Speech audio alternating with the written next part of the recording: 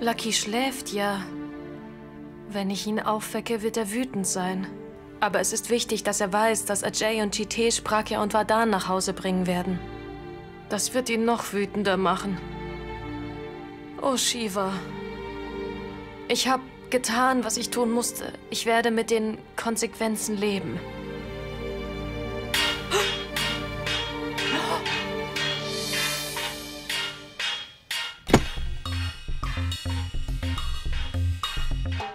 Was ist das für ein Lärm? Nicht, dass er Lucky aufweckt.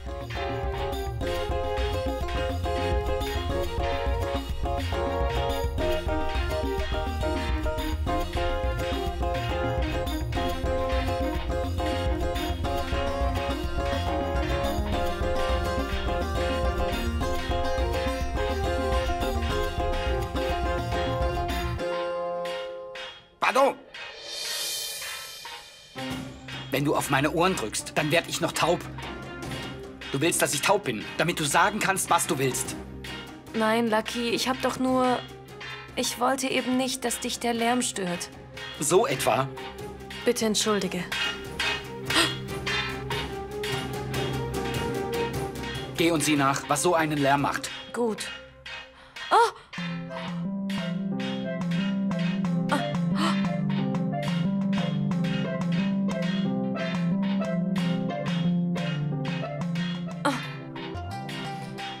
Geh und sieh nach, wer das ist.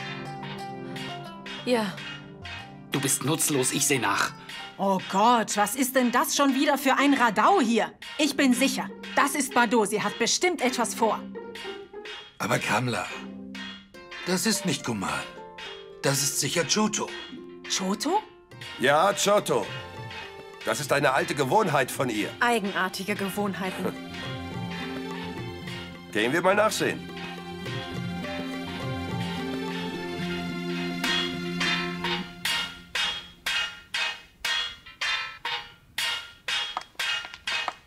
Es reicht, es reicht. Du kannst jetzt aufhören. Wir haben uns zum Abendessen versammelt. Choto, es ist wahr, dass sich alte Angewohnheiten sehr lange halten.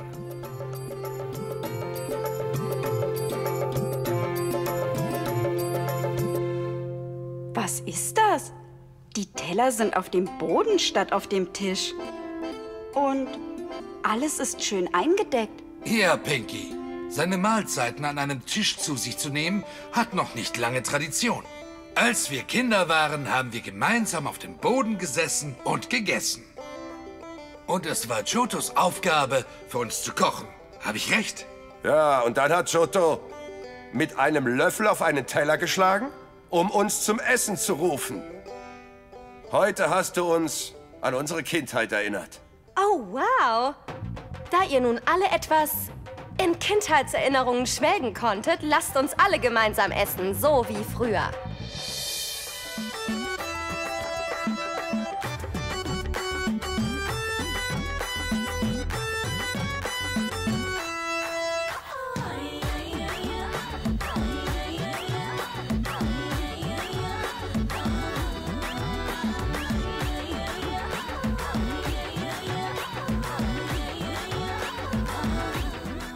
Alle, die hier sitzen, kennen Chotos Geschichte.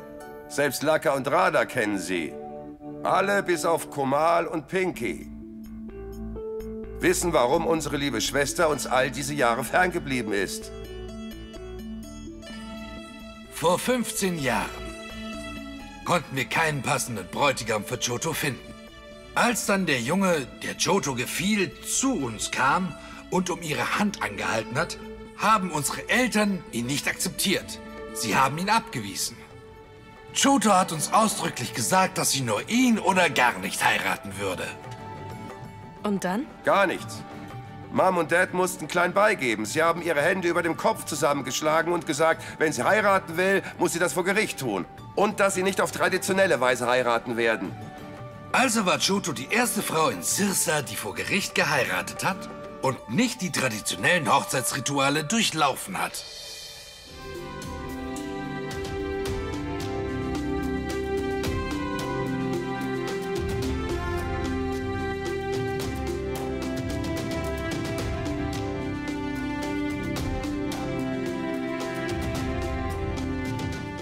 Und dann haben Mom und Dad mir etwas versprochen.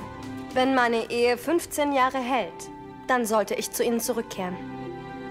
Und dann würden sie eine beeindruckende Hochzeit für mich organisieren, bei der sie alle Rituale begehen und mich wieder verheiraten würden.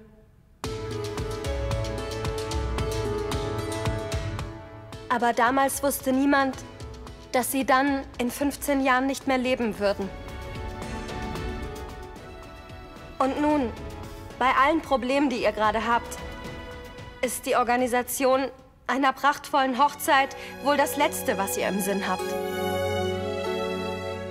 Johto, auch wenn unsere Eltern nicht mehr leben, Raghuvir und ich sind immer für dich da. Wir kümmern uns um dich. Versprochen. Ja, Johto. Kailash und ich werden alles tun, was unsere Eltern für dich tun wollten. Es ist unsere Pflicht, dass wir ihr Versprechen auch einhalten. Und das werden wir auch machen. Wir werden dich verheiraten. Wir organisieren eine prachtvolle Hochzeit mit allen Ritualen. Ich verspreche dir noch etwas. Bis du heiratest, werden wir alle hier versuchen, glücklich zu sein. Egal, ob gerade jemand unglücklich ist oder nicht, du wirst nur lächelnde Gesichter sehen. Also setzen wir es in die Tat um und machen einen Anfang. Essen wir mit einem Lächeln im Gesicht. Da wir das nun heute beschlossen haben, möchte ich, dass Kamla anfängt.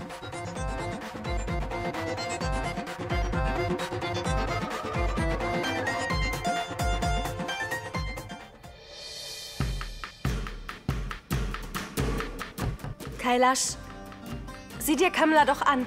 Ich denke nicht, dass sie lächeln wird. Ich glaube, dass sie nicht glücklich darüber ist, dass ihr meine Hochzeit organisieren wollt. Johto, du verstehst sie falsch. Kamla, schenk uns um Gottes Willen doch ein Lächeln. Sei nicht immer wütend. Lass es sein. Ich glaube, du bist wirklich wütend auf mich. Sieh mal, Kamla, ich fasse mir an die Ohren und entschuldige mich. Bitte lächle doch. Kailash, bitte gib Kamla doch ein Häppchen zu essen. Warum nicht?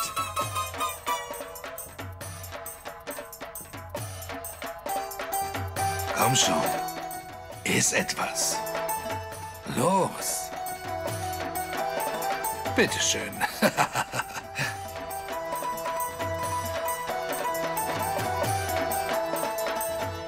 Bitte fangt an zu essen. Los.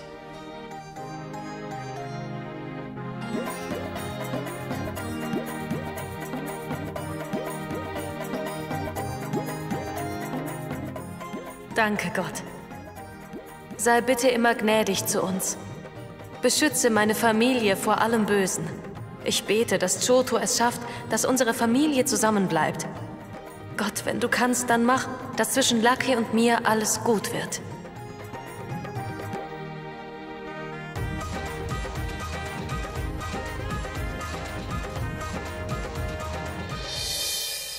Wow, Johto.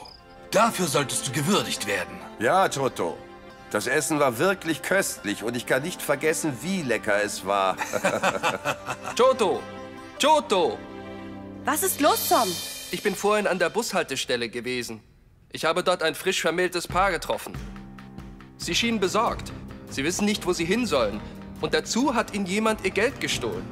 Sie haben mich gebeten, ihnen zu helfen. Also habe ich sie mitgebracht. Sie warten draußen. Oh, wow. Da hast du aber etwas Gutes getan. Johto, wenn du erlaubst, dann bringe ich sie ins Haus. Sie sind ganz erschöpft. Nein, Som. Wie kann ich dir das erlauben? Kamla ist die Herrin im Haus, nur sie kann dir das erlauben. Sie allein entscheidet, ob das Paar hier bleiben darf oder nicht. Johto, was sagst du da? Du hast in diesem Haus gleiches Recht. Ja, Kailash, das stimmt. Aber ob Fremde in dieses Haus gelassen werden oder nicht, das kann nicht ich entscheiden. Das ist Kamlas Entscheidung. Da Kamla die älteste Schwiegertochter der Familie ist, sollte sie die Entscheidung treffen. Was meinst du, Kamla? Also, Choto, die Alawats haben wirklich ein großes Herz. Wir können sie sicher eine Nacht hier schlafen lassen, gar kein Problem. Und nicht nur das, wir werden ihnen auch zu essen geben. Malati, du stimmst mir doch zu. Ja, Kamla, du hast recht. Som, steh nicht so rum. Geh und hol die beiden rein. Ja, ich gehe sie holen.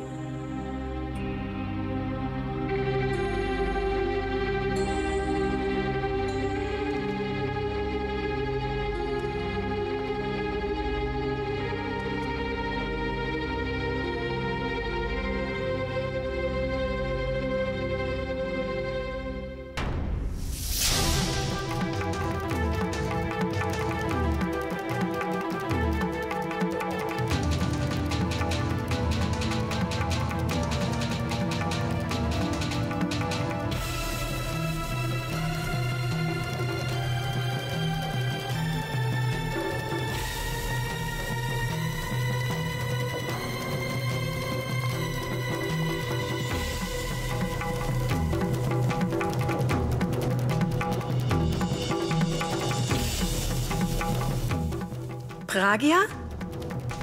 Bist du nicht zu deiner Schwiegerfamilie nach Bakria Vali gefahren? Warum seid ihr zurückgekommen?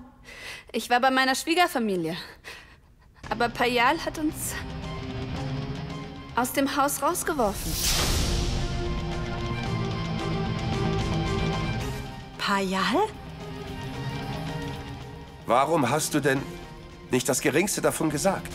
Was hätte ich denn sagen sollen? Ein unglücklicher Vorfall hat alle Türen für mich geschlossen.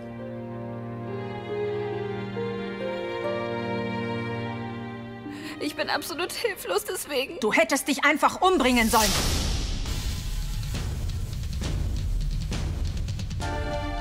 Warum seid ihr überhaupt zurückgekommen? Du unverschämtes Mädchen! Schämst du dich denn etwa gar nicht, einfach so wieder hierher zu kommen? Hört mir jetzt mal gut zu! Ich lasse euch nicht in diesem Haus wohnen!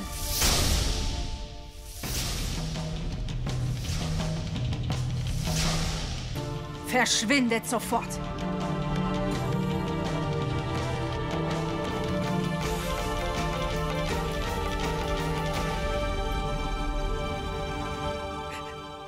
Komm.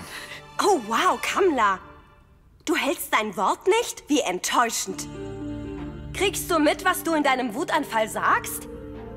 Hast du nicht vor allen gesagt, dass die beiden hier unterkommen dürfen?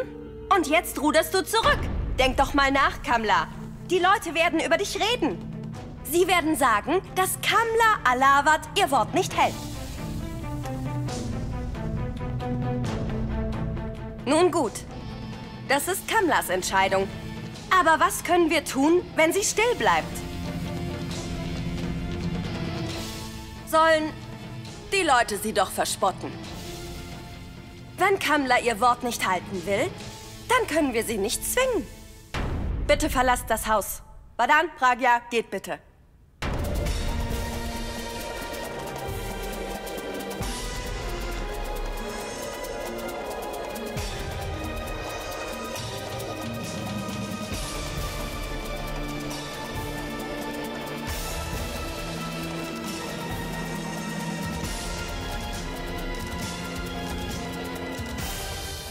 Sieh mal, Choto. Weil du darauf bestehst, mache ich dieses Mal eine Ausnahme. Von mir aus können Sie diese eine Nacht hier bleiben.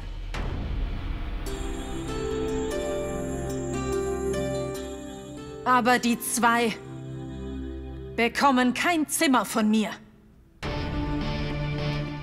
Und ich will, dass euch allen eine Sache bewusst ist. Ich verlange, dass die beiden noch vor Sonnenaufgang ihre Sachen packen und verschwinden.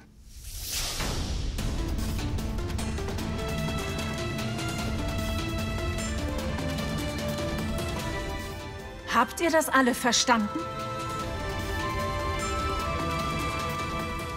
Oh. Choto hat all das geplant. Sie hat Kamla manipuliert, damit sie hier bleiben können.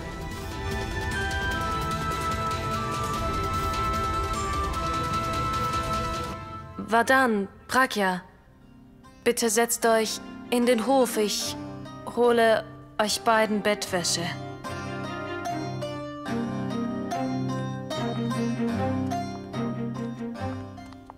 Oh, wow, Som. Du hast gute Arbeit geleistet. Du weißt ja gar nicht, wie ich es geschafft habe, sie schließlich hierher zu bringen. Sie wollten gar nicht mitkommen.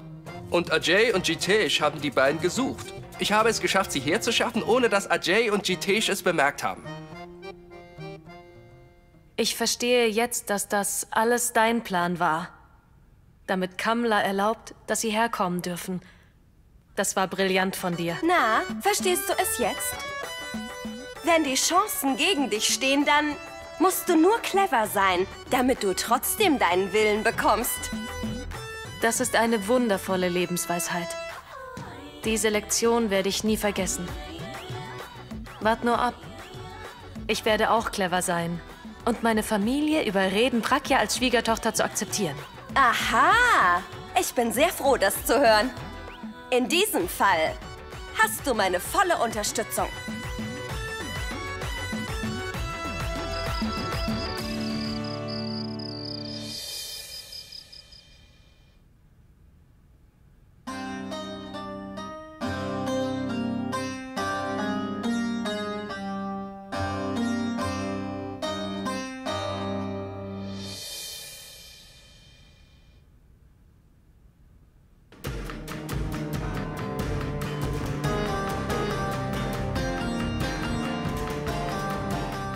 Hey, lass es doch bitte stehen.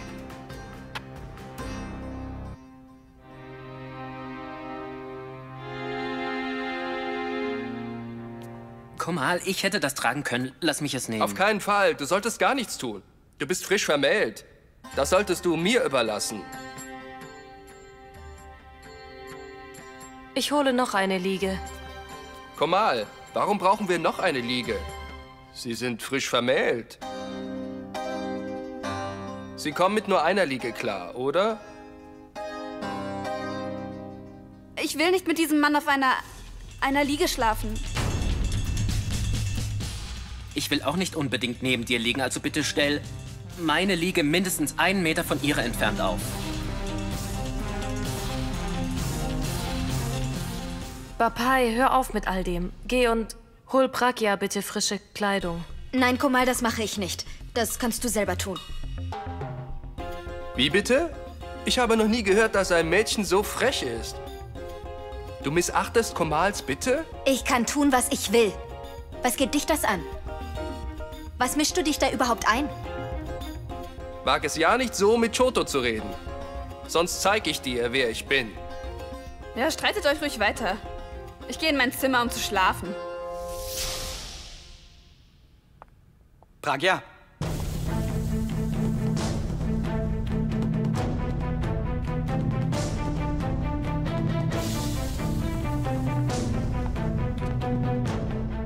Du kannst nicht in dein Zimmer. Du wirst hier draußen schlafen. Nein, Laka, ich will hier nicht schlafen. Ich will in meinem Zimmer schlafen. Sieh mal, Pragya.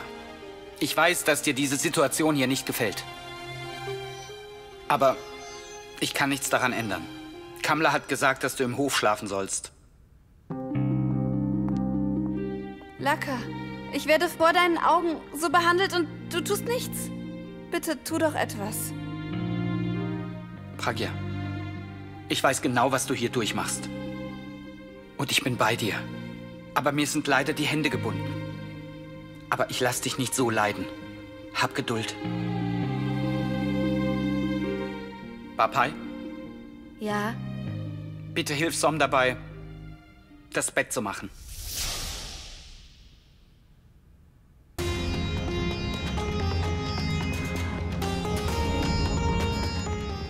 Lucky, ich wollte sagen, dass ich heute in Chotos Zimmer schlafe.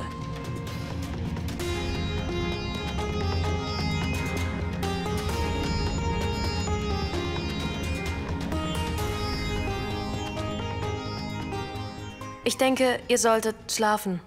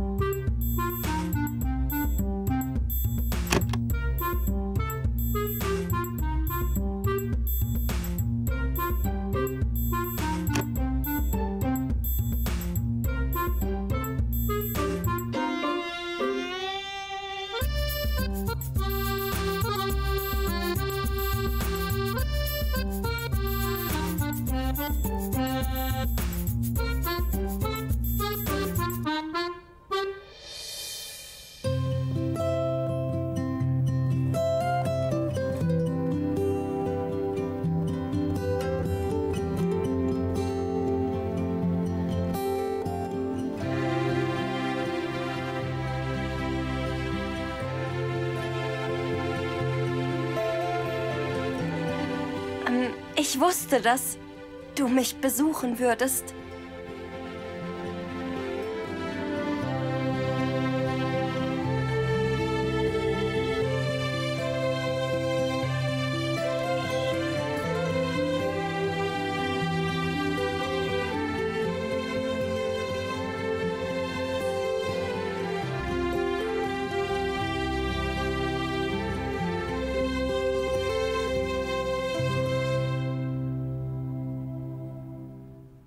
Meine geliebte Choto.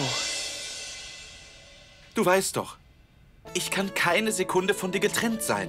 Ich habe ungeduldig auf diese Nacht gewartet. Ich wusste, dass ich in der Dunkelheit eine Chance kriegen würde, dich zu treffen.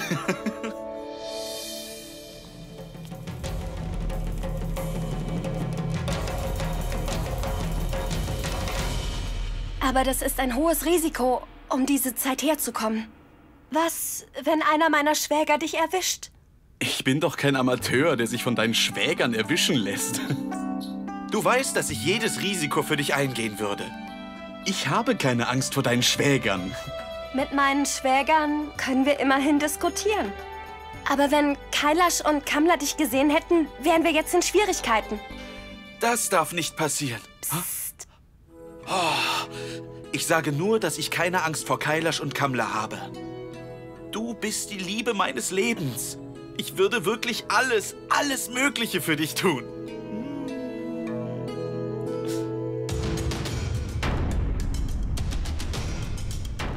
Du bist so verliebt, dass du sogar dein Leben riskierst. Aber weißt du, dass ich die Frau von einem anderen bin? Und dass ich in ein paar Tagen mein Ehegelübde mit ihm erneuern werde? Das weiß ich, das weiß ich. Aber warum sollte mir das wichtig sein? Ich habe keine Angst vor deinem Mann. Er kann zur Hölle fahren. Oh. Ich weiß nur, dass du mein bist. Komm her, komm! Was sagst du da? Du hast richtig gehört. Warum sollte ich mir wegen ihm Sorgen machen? Eine Sache weiß ich ganz sicher. Niemand auf der Welt kann uns trennen. Manchmal, wenn du so etwas zu mir sagst, dann lässt das mein Herz vor Schreck höher schlagen. Mach dir keine Sorgen. Ich bin für dich da. Komm, her, meine Liebe.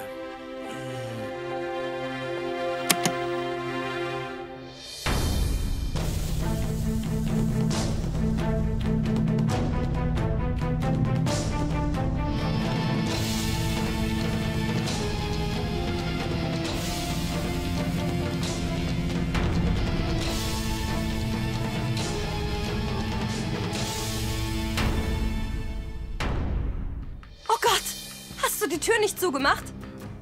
Doch, ich habe sie zugemacht. Du musst gehen, bevor dich hier jemand sieht. Los, schnell verschwinde. Du musst jetzt gehen. Aber ich bin gerade erst gekommen. Nein, du solltest gehen. Hör mir doch mal zu. Ich will nichts mehr von dir hören. Bitte geh, schnell. Aber... Gut, ich gehe. Warte, ein letzter Kuss. Bye.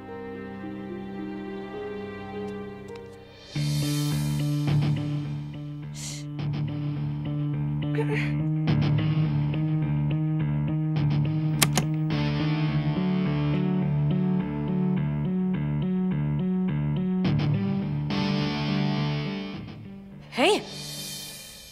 Schämen Sie sich nicht? Wie können Sie es wagen, eine verheiratete Frau aufzusuchen?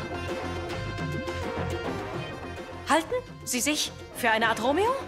Ich zeig's Ihnen. Hey! Ah!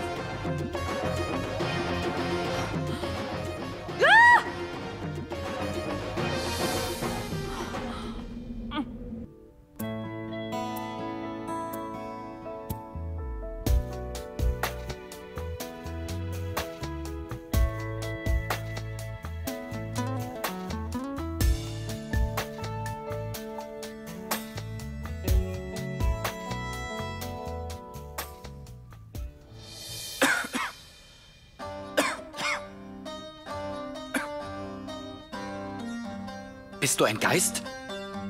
Du bist auf einmal überall. Was machst du hier? Ich bin in einem Dilemma. Sollte ich Lucky von Chotos Liebhaber erzählen oder nicht? Wenn ich es ihm sage, wird es ein großer Skandal. Und ich weiß nicht mal, wer dieser Mann war. Nein, es wäre besser, wenn ich Lucky erstmal nichts sage. Bist du gerade anwesend? Ich wollte was trinken. Du bist gerannt. Eine Maus war da. Was machst du überhaupt hier? Du hast dich erschreckt. Ich war nur spazieren.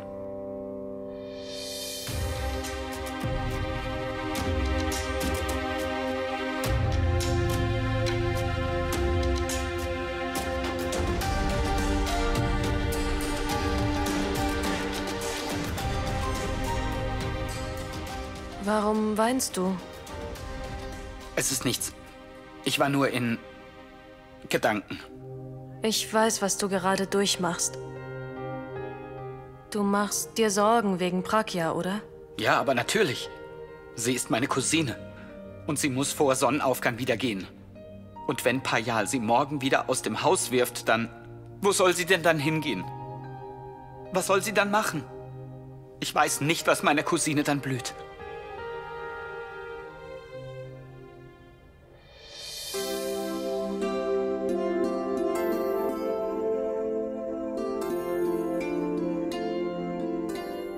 So wie ich. Ich war sehr gemein zu ihr. Vergiss das bitte. Lucky.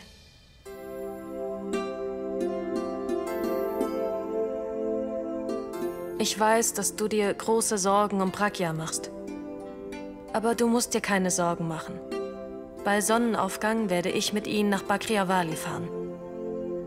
Und ich werde dafür sorgen, dass sie Pragya akzeptieren. Du wirst nie wieder Tränen in den Augen haben, versprochen. Sag sowas bitte nicht, Badu. Okay?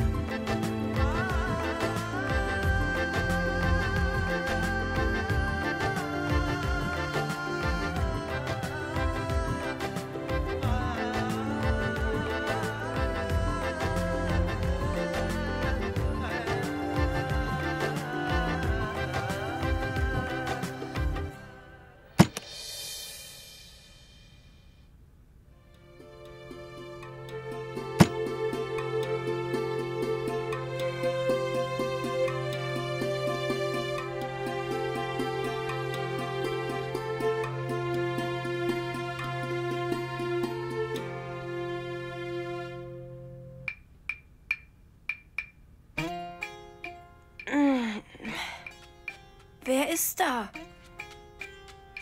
Ich bin's nur.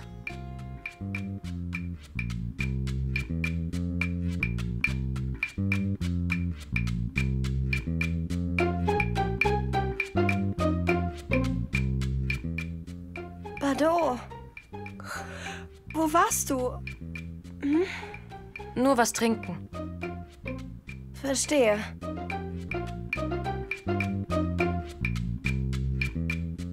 Bado, das hat ganz schön gedauert. Ich dachte, du hättest draußen jemanden getroffen und hättest noch mit der Person geredet, weißt du?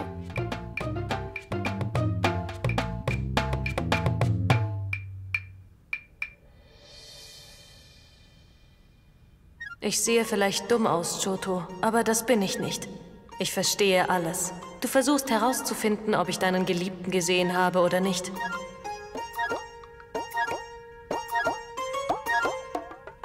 Aber das werde ich dir nicht sagen.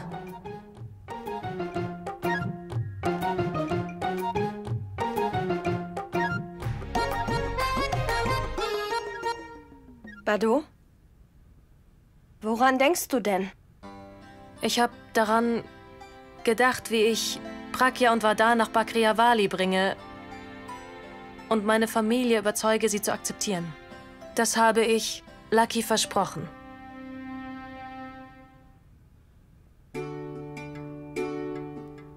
Du hast es noch nicht durchdacht, hä? Payal ist eine harte Nuss. Aber schon gut.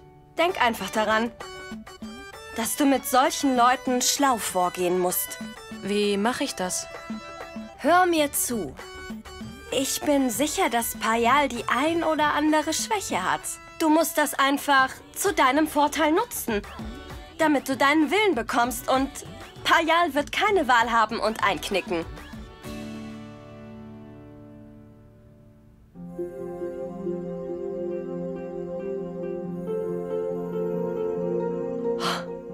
Ich kenne definitiv ihre Schwäche. Oh, wow. Das ging schnell. Ja, Choto. Übrigens, wenn du es erlaubst, könnten dann deine Schwäger mit mir mitkommen als Rückenstärkung? Oh, wow. Dafür brauchst du keine Erlaubnis. Nimm sie mit. Wie es aussieht, machen sie sowieso nichts.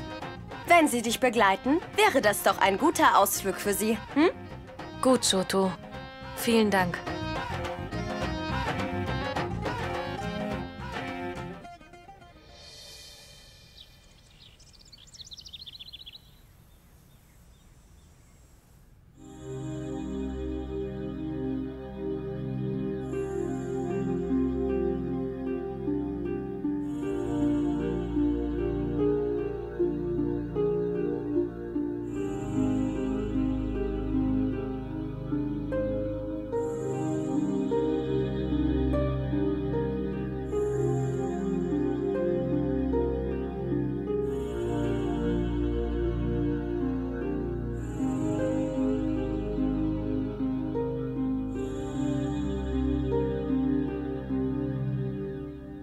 Pragya? Pragya? Pragya! Was ist? Wach auf, Pragya. Was? Pragya, wir müssen doch vor Sonnenaufgang hier verschwinden. Was soll ich tun? Pragya, guck auf die Uhr. Mach dich bitte fertig. Und wo sollen wir hingehen? Sollen wir auf der Straße herumlungern? Payal hat uns verboten, ihr Haus zu betreten. Pragya, ich kann nicht vorhersehen, was das Schicksal für uns beide auf Lager hat. Ich habe keine Ahnung. Gestern Abend hat mich Komal gebeten, früh aufzustehen und mich fertig zu machen, damit sie uns nach Bakria Vali fahren kann. Mach dich bitte fertig.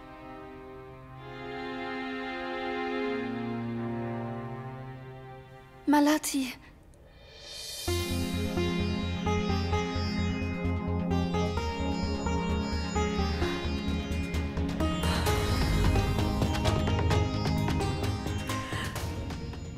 Mom.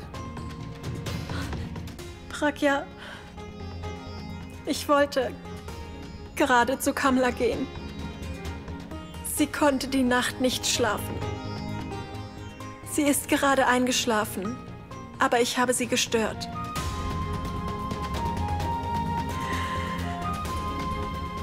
Pragya, ich weiß, dass Kamla wütend auf dich ist.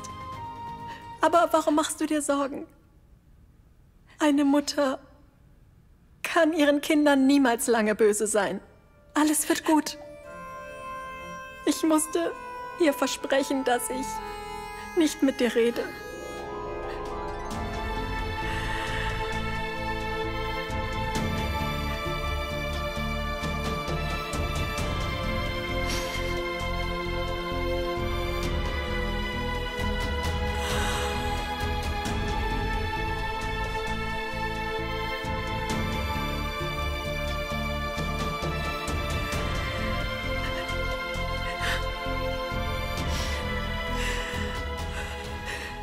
Malati?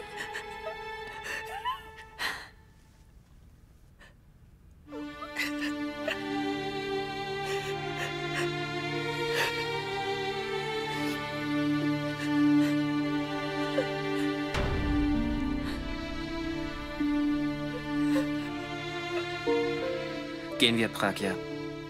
Wir müssen.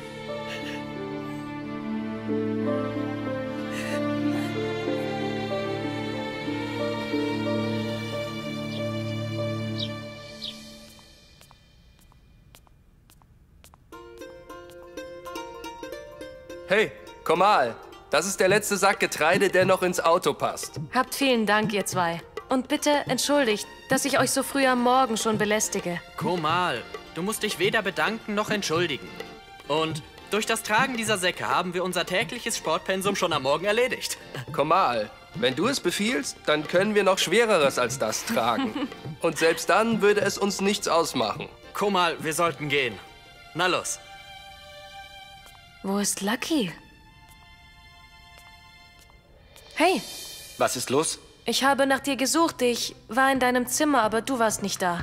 Wie oft soll ich dir noch sagen, dass du mein Zimmer nicht ohne Erlaubnis betreten sollst? Trotzdem tust du's. Ich wollte nur sagen, dass ich mit Pragya und Vardar nach Bakria Vali fahre. Wenn du dich vielleicht verabschieden willst?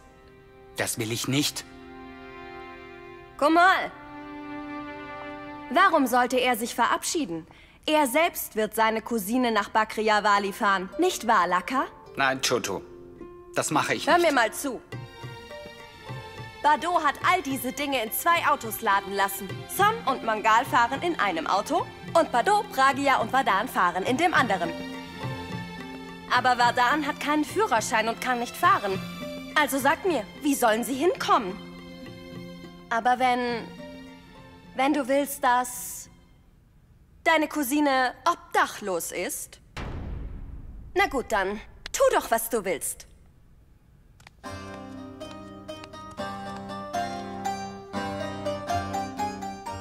Das ist kein Problem. Mal sehen, ob der Fahrer schon hierher gekommen ist. Bado, wo sind Vardar und Pragya? Sie kommen bald her. Und wer soll das Auto fahren? Ich sehe mal nach. Ich bin da. Aber ich gehe nicht rein. Kein Problem, wenn du nicht rein willst. Aber fahr sie zumindest nach Bakria Vali. Du musst gar nichts tun. Du musst sie nur hinfahren und dann Bado hierher zurückbringen.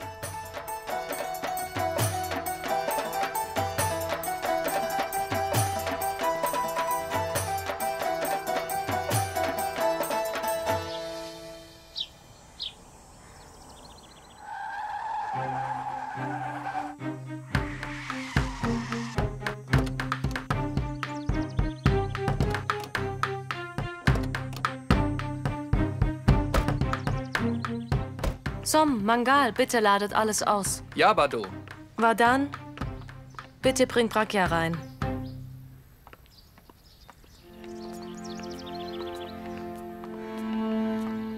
Kommst du nicht mit rein? Nein, das mache ich nicht. Zwing mich bitte nicht dazu. Ich habe sie einfach nur gefahren. Das war's.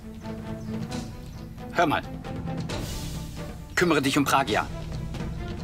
Ich bin gleich wieder da.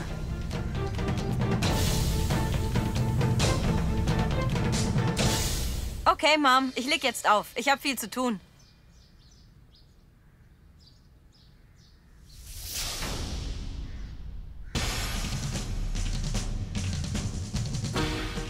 Ihr zwei. Vadan, schämst du dich denn nicht, nachdem ich dich zurechtgewiesen habe? Was soll das, Payal? Warum schreist du schon so früh am Morgen?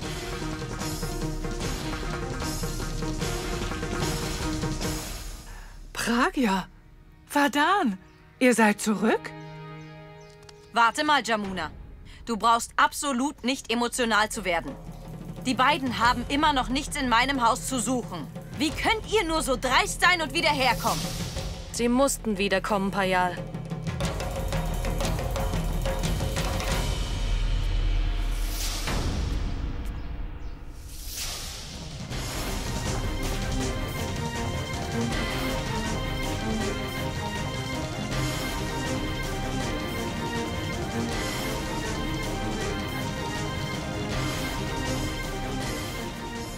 Es ist nicht dreist, wenn Menschen zu ihrem eigenen Zuhause zurückkehren.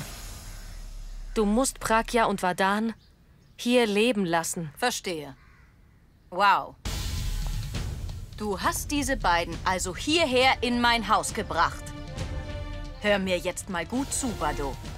Ob du es sagst oder ob es jemand anderes tut. Ich lasse Pragya nicht in diesem Haus leben.